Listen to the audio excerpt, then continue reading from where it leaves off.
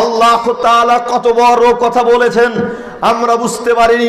এখানে আল্লাহ তাআলা বলতেছেন আমি আল্লাহ, আমি ব্যতীত সত্যিকারের কোনো মাবুদ নেই, সুতরাং তোমরা সালাত আদায় করো।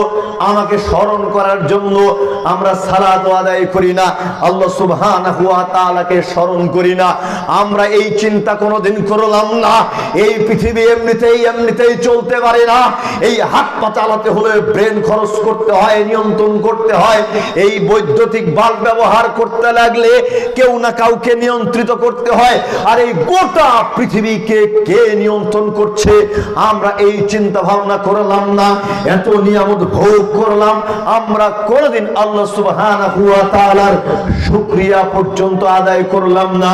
অথচ আল্লাহ তাআলা একেবারে হুঁশিয়ারি বাক্য ব্যবহার করে বললেন আমি আল্লাহ, আমি ব্যতীত সত্যিকারের কোনো মাবুদ নেই, তোমরা সালাত আদায় করো, আমাকে